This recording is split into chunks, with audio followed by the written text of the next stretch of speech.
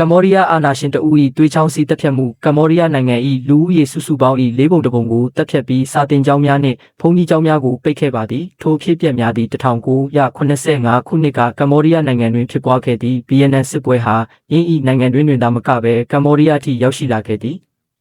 ဒဏ်ရာရစစ်သားများစစ်ပွဲပြီးဆုံးရန်ဆုတောင်းပန်နေကြသောလူများမြောက်များစွာရှိပြီးထို့နောက်စစ်ပွဲသည်အမှန်ပင်ပြီးဆုံးသွားခဲ့တော်လဲညီသူများမျှော်လင့်ထားသည့်ပုံစံမျိုးမဟုတ်ခဲ့ပေကွန်မြူနစ်ပါတီစစ်သားများချီတက်ဝင်ရောက်လာခဲ့သည်သူတို့နှင့်အတူနောက်ပိုင်းတွင်20ရာစု၏အကြမ်းဖက်ဆုံးခေါင်းဆောင်များထဲမှတဦးဖြစ်လာမည့်လူတဦးရှိသည်သူသည်ကမ္ဘောဒီးယားနိုင်ငံကိုစံပြကျေးလက်လူဖွဲ့စည်းတစ်ခုအဖြစ်သို့ပြောင်းလဲရန်ရည်ရွယ်ခဲ့သည်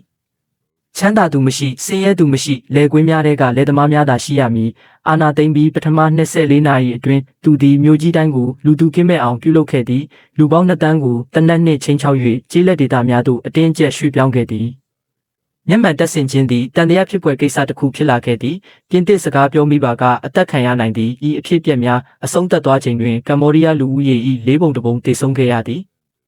1989ခုနှစ်တွင်ဗီယက်နမ်တပ်များဝင်ရောက်တိုက်ခိုက်သိမ်းပိုက်ခဲ့ပြီးဤအိမ်မက်ဆိုးကိုအဆုံးသတ်ပေးခဲ့သည်ပိုပေါ်သည်တောထဲသို့ထွက်ပြေးတိမ်းရှောင်ခဲ့သည်သူသည်အိုမင်းသည့်အရွယ်လွတ်လပ်စွာနှင့်အပြစ်ဒဏ်မှကင်းလွတ်လျက်သေဆုံးသွားခဲ့သည်